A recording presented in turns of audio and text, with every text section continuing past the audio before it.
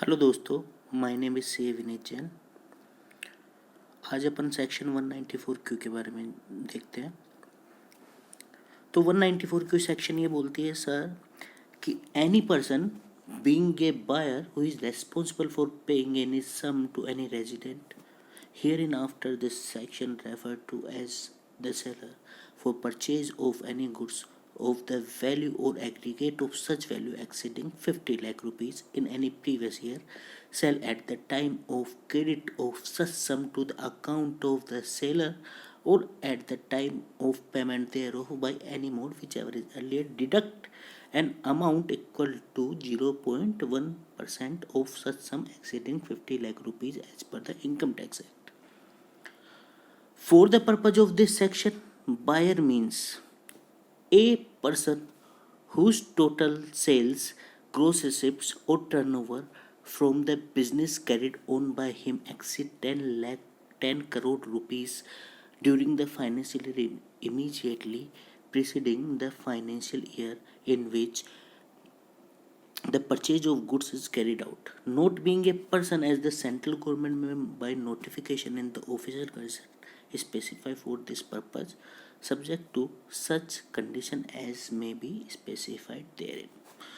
तो दोस्तों, ये सेक्शन ये बोल रही है कि कोई भी पर्सन जो कि बायर है।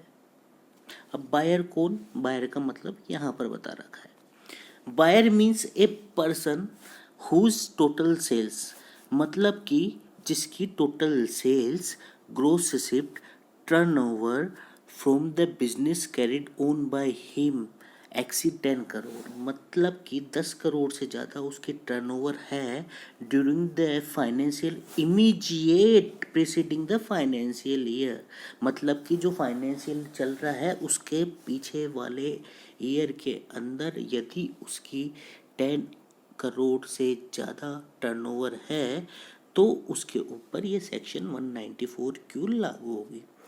अब पहली बात, 194 क्यू के अंदर टीडीएस काटता कौन है? 194 क्यू के अंदर टीडीएस की रेस्पॉन्सिबिलिटी बायर की है। दूसरा सवाल ये पैदा होता है कि बायर कितने अमाउंट पर टीडीएस काटेगा, क्या उसकी थ्रेशोल्ड लिमिट है और कितनी रेट से काटेगा। जहाँ तक थ्रेशोल्ड लिमिट का सवाल है, मतलब कि 50 लाख रुपए 50 लाख रुपए ये इसकी थ्रेशोल्ड लिमिट है। इट मीन्स अगर कोई बायर ने 50 लाख रुपए से ज़्यादा का मटेरियल परचेज करा है ड्यूरिंग द फाइनेंशियल ईयर,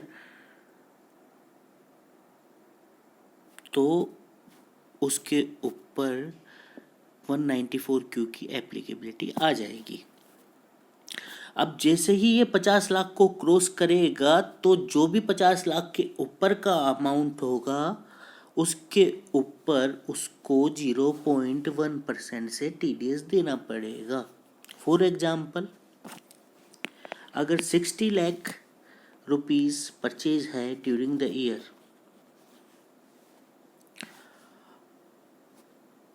तो उसमें से अपन थ्रेशोल्ड लिमिट जो उसकी 50 लाख रुपीज़ है वो माइनस करेंगे और 10 लाख रुपीज़ पे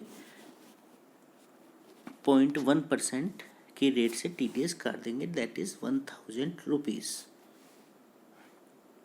तो ये अपनी टीडीएस की एप्लीकेबिलिटी आ जाएगी। तो इस तरह से 194 क्यू सेक्शन को रीड करा जाएगा।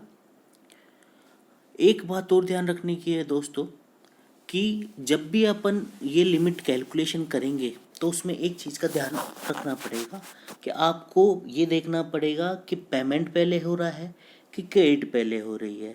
अगर पेमेंट पहले हो रहा है तो अपने को पेमेंट बेसिस पे काटना है, अगर क्रेडिट पहले हो रही है तो क्रेडिट बेसिस पे काटना है। ओके दोस्तों, I hope you have understand the section 194 Q. अगर आपको कोई भी समस्या इसके ऊपर आती है तो आई विल क्लैरिफाई, और इसके लिए गवर्नमेंट ने एक क्लैरिफिकेशन भी डाला है, क्लैरिफिकेशन नंबर 13, वो हम आगे वाले चैप्टर में डिस्कस करेंगे। Okay, thank you, goodbye, stay tune दोस्तों, बाय।